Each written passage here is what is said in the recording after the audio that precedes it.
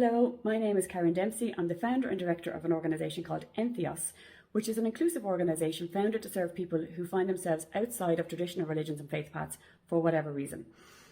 Our organisation was founded so that people can have access to a celebrant who reflects their worldview and who resonates with them, regardless of their circumstance or who they are in the world. So in order to provide this level of diversity in our celebrants, we have had to formulate our own training program. And this training program has brought a huge amount of interest to our organisation from people seeking to train with us. This is exciting. And it also means that because of the real life experience of delivering this training, we've realised that we are going to have to reconfigure our training as we move forward into 2024. There's two reasons for this.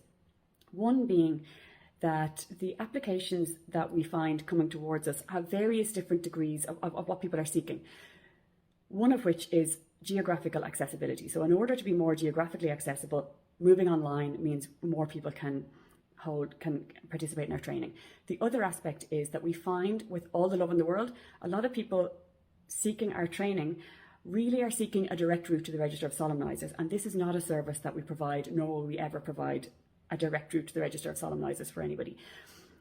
Our training is for people who align with our worldview and who wish to bring our style of love in action, our type of activism, our way of being the change we want to see in the world, out into the world. So by having our phase training, it means phase one will be online. Anybody who resonates with our beliefs and our values can participate in this training and will be trained the way that we train our celebrants, which includes a lot of self-awareness and self-development work. And you will be trained to have the confidence and the skills to go out into your community, hold weddings, funerals and baby namings, or any ceremony of transition and threshold that you may be called upon to hold. And so that you can be really creative with your ceremonies and really be of service in this meaningful way within your community. Phase one of the training will not authorise you to hold legal wedding ceremonies, but completion of that training will authorise you to collaborate with our existing celebrants if you are called upon to hold legal wedding ceremonies. If you find yourself in that situation and you would like to explore moving towards being enrolled on the Register of Solemnisers, you can take part in our phase two of the training, which is a mentorship phase, whereby you will spend 6 months shadowing an existing celebrant, working with them and working on a self-development project, which will be about your style of activism in the world, whether that be big or small, whether it's personal, community, in your garden, within your family, whatever it might be. You will have that 6-month phase to explore whether or not you want to take the next steps into becoming a registered solemniser with Entheos Ireland, which will mean taking part in our third module, which is our pastoral care module.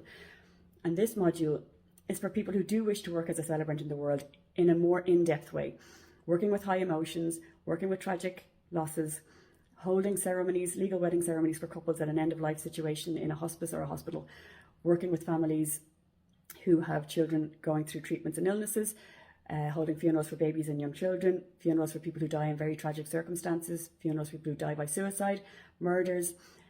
All of these circumstances that bring huge emotion to a family and that involve a level of trauma for those people who are left behind, or those people who are participating in the wedding ceremony and carrying a lot of anticipatory grief, or all the various different human emotions that come with that. So that will be our 3 phases of training.